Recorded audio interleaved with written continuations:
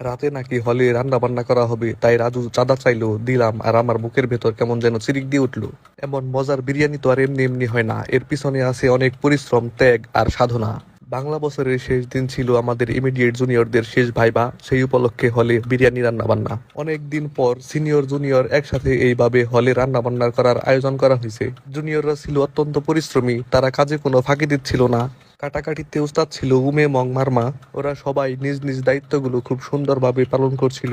বিরিয়ানি রান্নার chief chef ছিল রাজু, সেও থেমে নেই, অনবরত তার কাজগুলো সে চালিয়ে যাচ্ছিল। কাটাকাটি ধোয়াধুয়ির মতো পরিশ্রমের কাজগুলো জুনিয়ররাই দায়িত্ব নিয়ে করে দিচ্ছিল। এটাই ছিল শহীদ উসমান হাদি হলের চুলা, যেখানে রান্না হবে বিরিয়ানি। সিনিয়র হইলে যে কত দায়িত্ব, জুনিয়রদের জন্য কত কষ্ট পরিশ্রম করতে হয়, তা তো এই ক্লিপে দেখাই যাচ্ছে। সিজানও তার ছোট হাতে বড় বড় কাজগুলো করছিল। উমিয়া মং মারমা এই কাঠহারটা যেন কোথায় থেকে মেরে দিছিল রান্না বান্না করে খাওয়ার জন্য। একসাথে খাওয়া দাওয়া করার মধ্যে তো আনন্দ আছেই, কিন্তু একসাথে রান্না বান্না করার মধ্যেই মনে হয় সবচেয়ে বেশি আনন্দ কাজ করে। উমিয়া, মহসিন, শাহজামাল, শাকিল, সুমন, সিজান, আসিফ শেখ, সামি, বিপ্লব বর্মন সহ অনেক জুনিয়রই খুব পরিশ্রম করছে আজকের এই বিরিয়ানি রান্নার জন্য।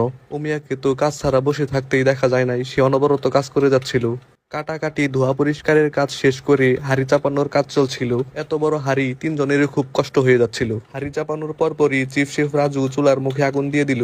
শুরু হয়ে গেল বিরিয়ানি রান্না। যেহেতু মুরগি দিয়ে বিরিয়ানি রান্না করবে, তাই আগে মুরগিগুলোকে ভালোভাবে প্রসেসিং করে নিচ্ছিল। মুরগিগুলোকে কষানোর পর যেই ফ্লেভার আর কালার আসতেছিল, মনে হইতেছিল মুড়ি দিয়েই মেরে দিই। কৌশিক পরে এসে চাপা মারতেছিল দেখে মহসিন তার পিঠে একটু আদর করে দিল। একদিকে মুরগি হইতেছিল, আরেকদিকে চাল ধুইতেছিল উমিয়া। কৌশিককে আদর করার পর মহসিন মুরগি লাড়াচাড়া দিতেছিল। এই যে আমাদের আরেক বাবুর্চি, এক বনে যেমন দুই বাঘ থাকতে পারে না, তেমনি একসাথে দুই বাবুর্চিও থাকতে পারে না। তাই সিয়াম মোল্লা যায়া বসছিল গেস্ট রুমে। একটু পরেই গেস্ট রুম থেকে বের হয়ে কিচেন রুমে ঢুকে সিয়াম মোল্লা বিপ্লব বর্মনের পিঠে ঢুকাই দিল একটা বরফ। আমার দেখলে অনেক ভালো লাগে দিলেন পরে ডাকে।